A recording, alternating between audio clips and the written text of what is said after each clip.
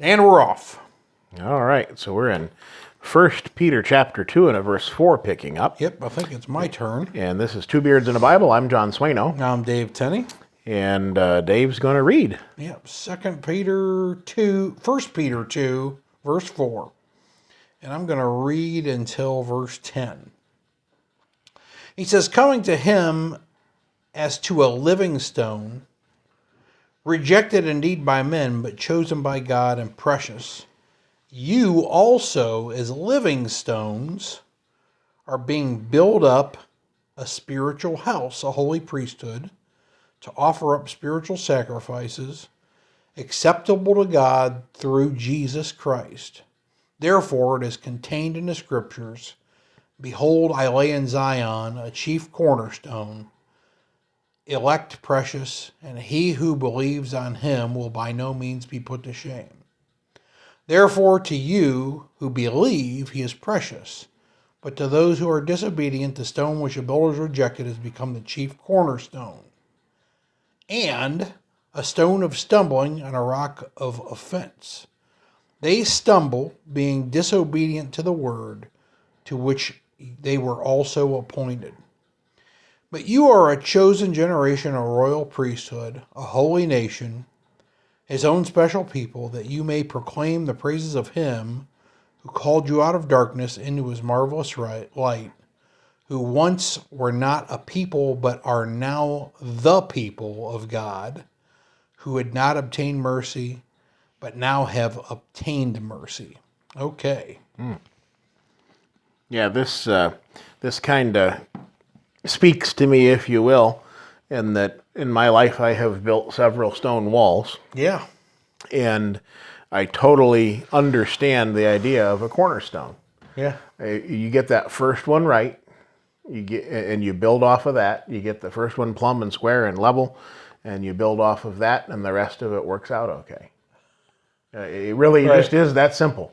And so with Christ, being that living stone, he's rejected by men, but chosen by God and precious. And you also as living stones. So I mean, we can have life through him, and if we are laid according to his pattern, if we are put in line according to his pattern, then we have something wonderful. Absolutely. And the idea of a spiritual, talking of spiritual things, a spiritual house, a holy priesthood to offer up spiritual sacrifices, that is furthers the idea that, again, there are some that are even yet today still looking for a physical place where God is going to reign. Yeah. Oh, yeah. And over again in the scriptures we see that it's a spiritual thing that the Lord has built. Yeah. Not a physical thing. Right. Yeah, there's no reason to restore Jerusalem. Right. For why? What are we going to do? Start sacrifices again? So Jesus didn't? Yeah. Well, Jesus wasn't the perfect sacrifice? And it's not to throw away, everything that was according to God's plan. Yeah. Prior to Christ, prior to Christ's death, and prior to the day of Pentecost, there was every reason in the world to follow those things. Yeah. And but it's been done away with, and those that were faithful under the old law, they have been brought forward. They have been covered by the blood of Christ as well. Yeah, absolutely. Jesus said that he didn't come to destroy the law and the prophets, but he came to fulfill them. Right. Right. And all of this kind of speaks towards those things. He says he came as a living stone. He said he was rejected by men. Of course, the Jewish nation rejected Jesus, but he was chosen by God. And I can't help but think about the baptism of Jesus. When God says, this is my beloved Son, hear ye him. Right. So he was chosen by God, and he was precious to him. And then he switches it back to us. He says, you also as living stones. So if Jesus is a living stone, he says, we're living stones too. And we're going to build up a spiritual house a holy priesthood to offer up spiritual sacrifices acceptable to God through Jesus Christ. So what would you say as a spiritual sacrifice? Well, yeah, obedience. Oh, I agree with that 100%. You know, because it takes, you have to be able to come to the realization that you need Christ. Yeah. You have to come to the realization that you can't do it, and that's a humbling thing. Oh, yeah, absolutely. For some more than others, but nonetheless, it's a humbling thing to say, you know, this is something that I cannot do, and I need Christ. And to be obedient, it's hard to, you know, eat crow, Yeah. and to do something that, especially if you're fighting against it. Oh, yeah, You absolutely. know, along the way, you think of Paul. You know, he really had to eat some crow Oh, yeah. coming along, and we all do at some point. We have to come to that realization, and we have to. I think it's almost as if, now you of course don't have to, but it seems as though the most effectively happens for us when we hit rock bottom. Yeah. When we realize that, you know, that we've dug ourselves in deep enough, you know, that there's just no way out of this without Christ. You know, it would be great. Speaking for myself, it would have been great if I would have come to Christ earlier. Yeah. Oh, yeah. If I had not been so stubborn and Yeah. dug my heels in on some things that I believed back then, you know, it would have been better. When were you baptized? What year? In 2003. Okay, so you've been Yeah. a Christian about 3 years longer than me. Yeah. The whole thing. Don't rub it in, Right. though. Full seniority. Yes. The whole thing started in about 1996, Yeah. and that's at the point where I really started to seek, and I had gotten into some things that I thought were right and dug my heels in on those things, and it took took took the crooked finger of a straight talking preacher Yeah, there you in my go. face. I always think about the spiritual sacrifices as, and maybe this is a simplistic way of thinking about it, but whenever I put what I want to do over here, Yeah. and what God wants me to do over here in the forefront, when I make that a priority, Yeah. instead of the things I want to do, Yeah. I mean, I think about that, you're just making my will His will. Yeah. Not nearly, not quite the same, but in a similar vein. If you're a parent, you understand that sacrifice. Oh yeah, yeah. You know, you put off all the things that, you know, the grand plans that you and your wife had when you were young. Yeah. You put them off for You for put the them children. off until you're too old to do them. Right. Right. And you just forget about them. Right. No, it saves you money anyway. Yeah, exactly. Maybe I'll just get a puzzle and some coffee. Right. Maybe it'll be okay. Right. Yeah, exactly. Instead of going to Europe, we'll just get a puzzle that has Right. the Eiffel Tower on it. That's good enough. Okay. He says, therefore, it is contained in the Scripture. So he quotes Isaiah here, Isaiah 28:16. He says, behold, I lay in Zion. Now, Zion is Jerusalem, a chief cornerstone. Of course, this chief cornerstone's Jesus. Jesus was crucified in Jerusalem. He says, a chief elect, precious, and he who believes on him will by no means be put to shame. Is that salvation by faith only, John? Is that what that's teaching? Keep reading. Therefore, to you who believe, he is precious. But to those who are disobedient, now, what do you make out of that? What does faith have to have then? Obedience. It has to be. Yeah. Right? Yeah, you know, it's really saying if you believe on Christ, and that's an interesting turn of phrase there in Isaiah. You know, believe on Him. Yeah. To believe on him will by no means be put to shame. Therefore, to you who believe, he is precious, but to those who are disobedient, there has to be some obedience there. There has to be some action. If you believe, then you will necessarily do this, that, or the Yeah, other thing. it's an evidence Yeah. of that belief. We just talked about that a few weeks ago in James, right? He says, therefore, to you who believe, he is precious, but those who are disobedient, he says, the stone which the builders rejected has become the chief cornerstone. And this one, he says, and a stone of stumbling and a rock of offense. And here it is, John. They stumble, being disobedient to the word to which they were also appointed. So when you think about if you study with somebody, every time I have studied with a person and we've not been able to move past some certain point, it's always because of this. The word becomes a stumbling block to that. There's some command in there that they just can't accept. Yeah. When you think of, to go back to this example that is given for us here in the scriptures of a cornerstone, and you think about laying some block or some stones according to a pattern, and let's say you've chosen, because of your feelings and because of what you think, you've laid those stones according to what you feel is right, and then Christ comes along, that chief cornerstone. You hit that stone that sticks up higher than the rest of them, and sets the right pattern, which isn't going according to your pattern. You're going to stub your toes, when you walk along those, and it's going to be something that is offensive to you.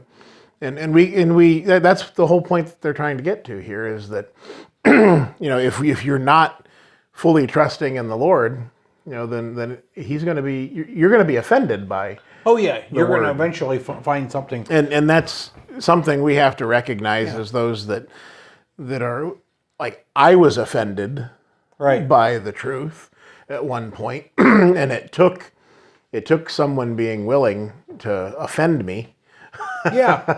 To be able to get through to me. Yep. And it wasn't that person that eventually got through, it was the word, but they were willing to at least put that in front of me and allow me to get offended by it.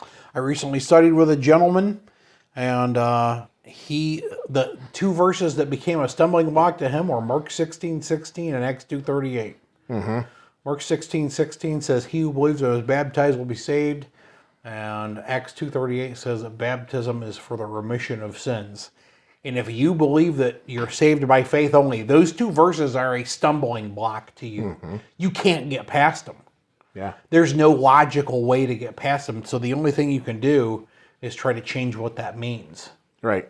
Which, do not add or take away from my words, right? Deuteronomy 4:2. At any rate, so that's a thing. This is definitely a problem. Sure. He says, but you are a royal priest, a chosen generation, a royal priesthood, a holy nation, his own special people, that you may proclaim the praises of him who called you out of darkness into his marvelous light. Who's the you?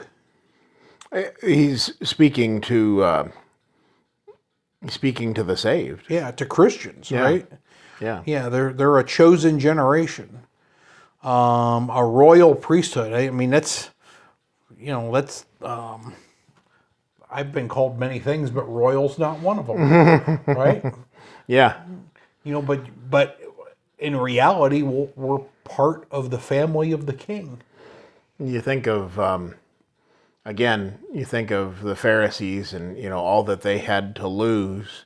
They looked down their nose at Christ, and what does he do? He turns it around. He even extends it out to those, quote unquote, what they would think of as dogs, that were outside of of the circle of Israel. Yes. And that was offensive to them.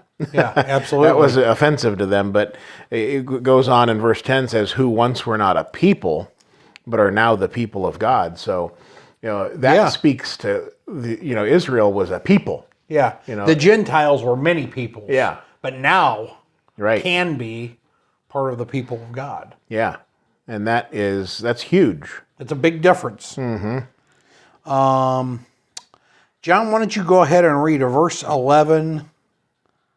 How about 11 through 12? 11 and 12. Boy, man. I always get the long ones. You get the long ones. Beloved, I beg you as sojourners and pilgrims, abstain from fleshly lusts, which war against the soul, having your conduct honorable among the Gentiles, that when they speak against you as evildoers, they may be your good works. By your good works, which they observe, glorify God in the day of visitation. Be careful what you do. Yeah. Right? Yeah. There's an eye watching you, right? Right. Yeah, and it's so true. I've had many situations where, people will mention something, they'll notice that I do certain things, and I'm like, well, how did they know I did that? Right. Oh yeah. You don't think that people are watching, but people are watching, and so if you have kids, you really notice this. Right. Yeah, especially when they're teenagers and they know it all. Yeah, it's certainly, absolutely, and you have something there at the end there. They may by your good works, which they observe, glorify God in the day of visitation. What's the day of visitation, do you think? I think it's the judgment. Yeah, I think so too. That's what I would. I think that's what it is clearly pointing towards, and it makes sense. Yeah. And so, how is it that by your good works or our good works, which they observe, how are they going to glorify God through our good works in the day of visitation? I think there's something. That's a deep question. I think there's something there. I think it's, by our good works, we have a good, if we set a good example and they can see Christ in our actions, there's the possibility that they will be obedient to Christ. Yeah. And therefore they're going to glorify God in the day of visitation. With us. Yeah.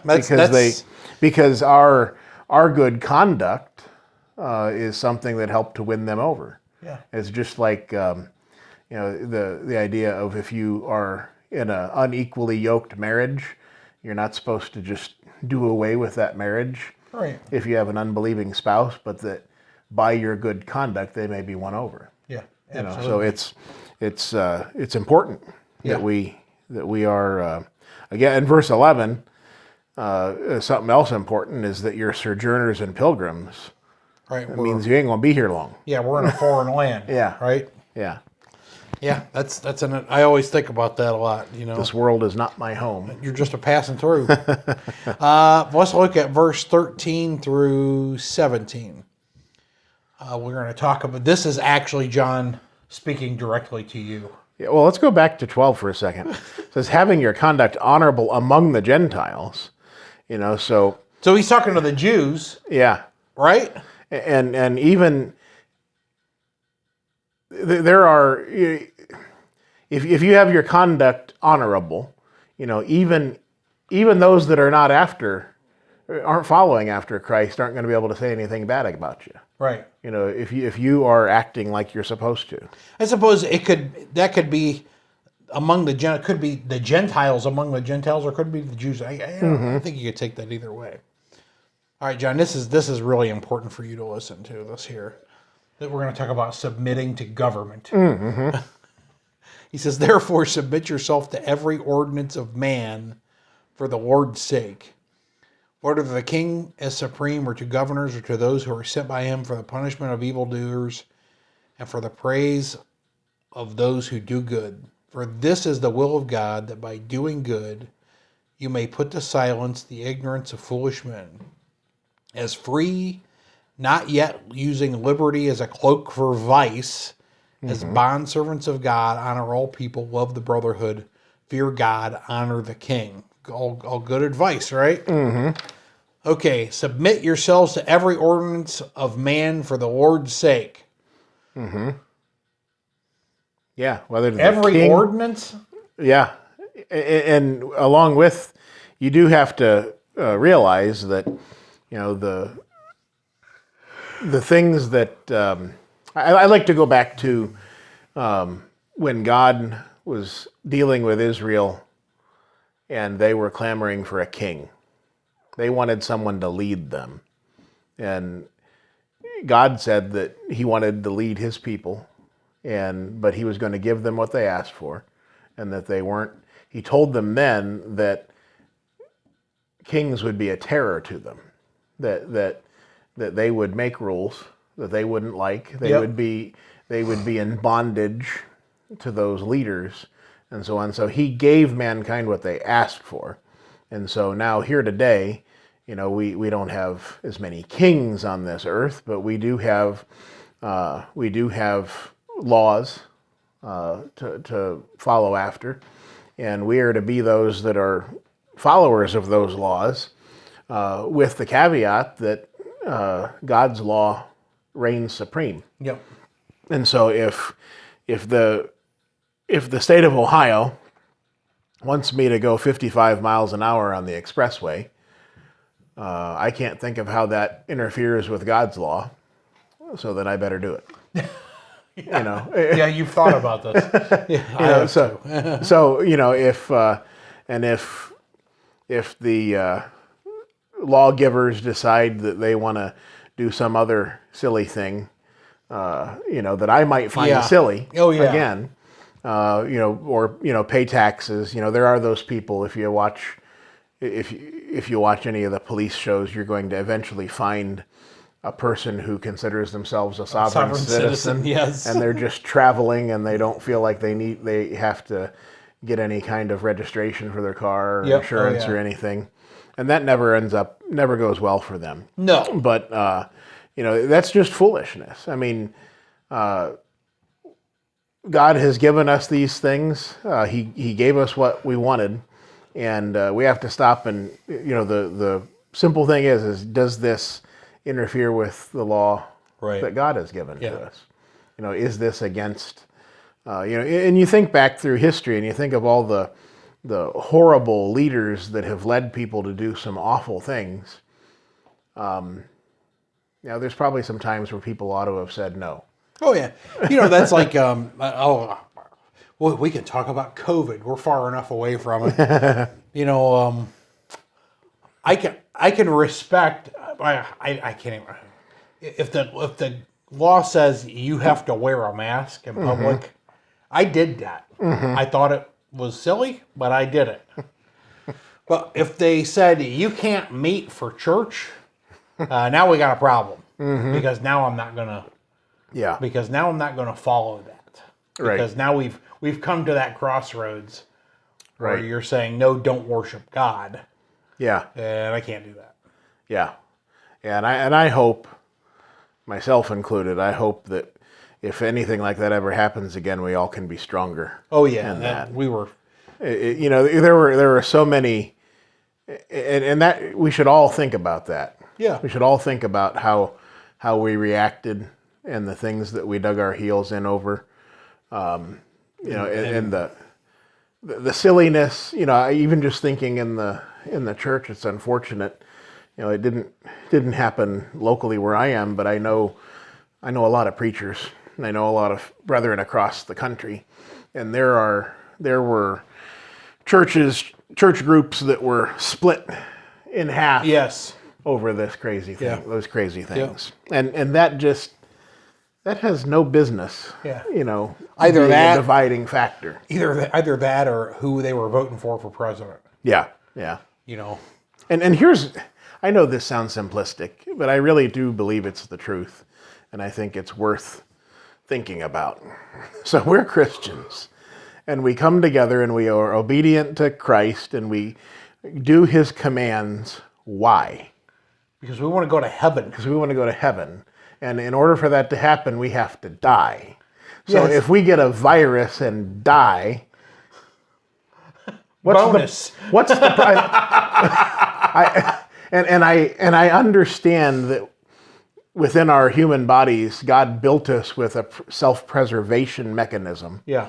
We don't want to die, Right. but you have to really stop and think about the end of your actions. What are you fighting for? Oh, yeah. You know? And that's the same way with, I mean, I know people get really carried away about what's going on in our government. Or Right. whatever country in your government.